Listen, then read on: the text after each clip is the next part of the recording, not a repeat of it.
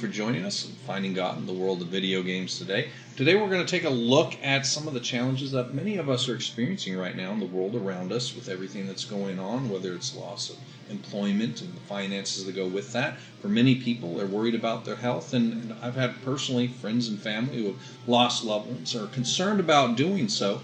The list could go on and on and on. And in these tough times, it's very important that we take a look back for some precedent on how we can deal with some of these challenges and some direction for us to respond. Since this is finding God in the world of video games, I think it's important that we maybe take a look there as well. You know, there's a saying that when the times get tough get going, and I can't think of too many protagonists that were tougher than Aloy, the heroine of the game Horizon Zero Dawn. And talk about a world in turmoil. Aloy finds herself in the challenging circumstance of facing a hostile environment full of giant robots, crazed enemy tribes, and homicidal artificial intelligence opponents. If you haven't tried it yet, now is definitely the time, because Aloy definitely has a story to tell and a lesson worth learning as well. You know, oftentimes we see so many of these very heavily male-saturated storylines. You know, you got people like Master Chief and Kratos from God of War, and we kind of get accustomed to hearing their stories over and over and over again. But in this particular game, Aloy sets out to kind of shatter that glass ceiling that we've seen, where she tells a story of overcoming the loss and tragedy, personally as well as for her entire world, that would rival anything you saw in the story arc for Kratos and God of War. You know, and she does it without any of the snarling and anger management issues that he did. She didn't even have to paint herself all white. I don't want to spoil that story for you, but she's the star of this show for sure, dispatching giant robot dinosaurs and single-handedly just about finding out all the details on this conspiracy that plunged her world into this bizarre regression of tribal warfare. Yeah, and I don't want to spoil the story for those who haven't played, but suffice to say that during her journey she is going to lose a lot of friends the hard way and have more than her fair share of rugs pulled out from underneath her in the process. Surviving her pandemic was just one task on her to-do list.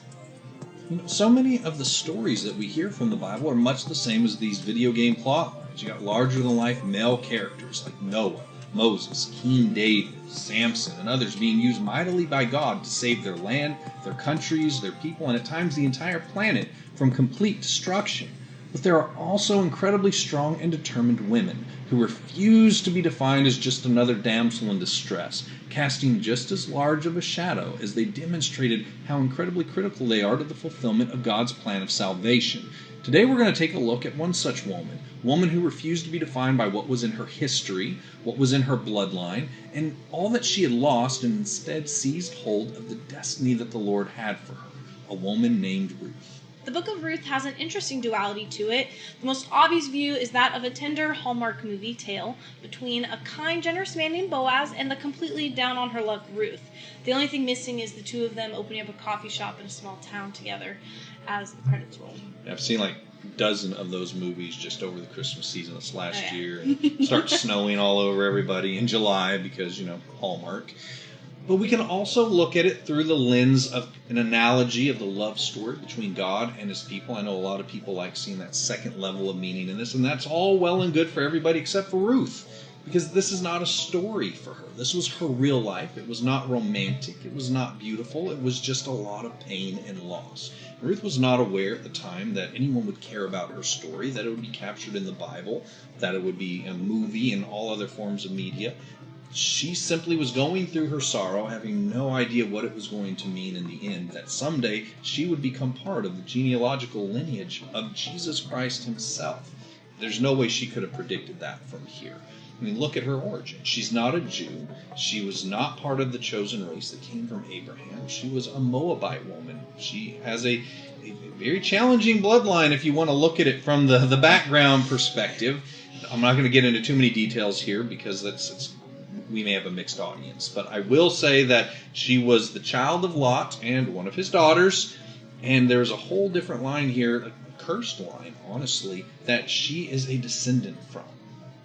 But in a family tree that includes the prostitute Rahab, the child born of the adulterous relationship between David and Bathsheba, and now the widowed immigrant Ruth, the picture becomes even more clear that when God chose exactly how he would personally enter the world, he chose people who had experienced exceptional loss and lived to tell the tale. We'll just summarize Ruth's story very quickly for the sake of time. But the patriarch of her family, her father-in-law, Elimelech, he passed away. And then both of his sons, one of whom Ruth was married to, then both of them passed away as well. So there's no men left in this family to save anyone here. It's just these three women, her mother-in-law, herself, and her sister-in-law, no means of providing for themselves in an era in which that was a very challenging position to be in. So Ruth is confronted with the decision here. She can continue to stay with her mother-in-law and try to make things work, or she could go back to her old life, her old people, and try to make something happen, find a new guy and start over from scratch. And if she had done that, if she had taken that easy path, she would have been written out of historical significance forever. When the going gets tough, backtracking and abandoning those who need you is never a response that'll be rewarded. Ruth declines the easier road and decides to tough it out with her mother-in-law, Naomi, answering her with this beautiful and poetic statement of commitment. In Ruth chapter 1, verses 16 through 17, Ruth says, "Entreat me not to leave you or to turn back from following after you. For wherever you go, I will go, and wherever you lodge, I will lodge. Your people shall be my people, and your God, my God. Where you die, I will die, and there will I be buried. The Lord do so to me, and more also, if anything but death parts you and me." Ruth obviously had a very powerful way with words, and she convinced Naomi to let her travel with her to Bethlehem, where Naomi was headed, both of them now, to a very uncertain future as widows. And in their situation where they were going, there was obviously some precedent for how that should have been handled, but because of the death of her husband, the death of her brother-in-law, who should have been next in line to care for her, and then her father-in-law, who would have been responsible for caring for her as a daughter, the next person that they have, we see in Ruth chapter 2, verse 3, is a man named Boaz. And I find it humorous the way the Bible records it. She happened to come to the part of the field belonging to Boaz, as if there's ever any happenstance in the Bible. Clearly, God was directing her towards the one person who was in a position to redeem her. But this only would have occurred if all of those losses had happened first and she had hit this horrific rock bottom. Yeah, and Boaz may have been a wonderful man, but let's keep it real. He was not coming to Moab to look for Ruth. To be fair, he had no way of checking Facebook to see if her relationship status had changed to widowed. He was simply living his life in blissful ignorance of the role he was about to play in things. If Ruth had stayed behind in Moab, she may have found a new husband in the process, but not her destiny. God has something far grander than a mere replacement in mind for her. And through her steadfast faith in a God that was honestly based on faith that she hadn't even spoke to him or met him, she chose to believe in him. Even though he had allowed her to lose everything, she gained redemption not only for herself and her family, but she became grafted into the future redemption of the entire human race by becoming a human ancestor to Jesus Christ himself. Really consider that for a moment. Her loss was necessary to add her DNA to the solution for the sin problem that was afflicting all of humanity. She could have simply accepted that suffering on the sidelines and become a footnote in history just like her sister-in-law. Ain't nobody writing any books about her, and nobody would blame her for that. But instead, Ruth became one of the few women in the entire Bible who has a whole book dedicated to telling her story. And without her story of exceptional loss, we wouldn't have had her to get us to the place where we have our Savior who redeemed us all. Simply because she made up her mind that she would not just take her ball and go home when the losses started piling up, but she put her full confidence in a God that she barely even knew. So let's jump to the grand finale for Ruth. After what may be one of the most unique courtships in all of recorded history, we find Ruth and Boaz joining in marriage and sealing the lineage that would lead to King David and eventually to Jesus himself. The widow Ruth becomes one of the few women actually named in Christ's family tree. Check Matthew 1.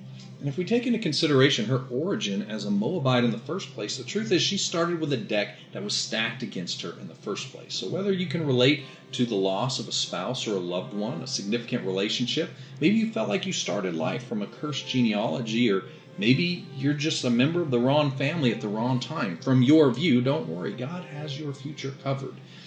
Jesus was and still is the only person who has ever lived who got to choose exactly who his family members were prior to his birth. It was an intentional choice to make the world's redemption occur through those that honestly most of us would have probably just cast aside into life's damaged goods box. Your entire situation, much like Ruth's, may be part of a redemptive work not just for you, but for souls that may not exist for many, many years after we have come and gone.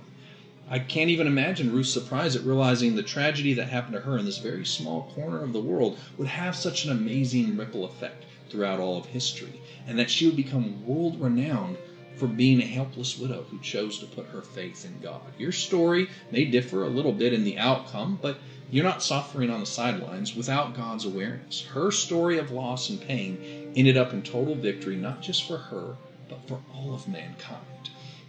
And if we choose to love and follow God with blind faith as Ruth did, we can have confidence knowing that all of these things will come together in the end to tell a story worth writing about that will one day inspire those who follow in our footsteps.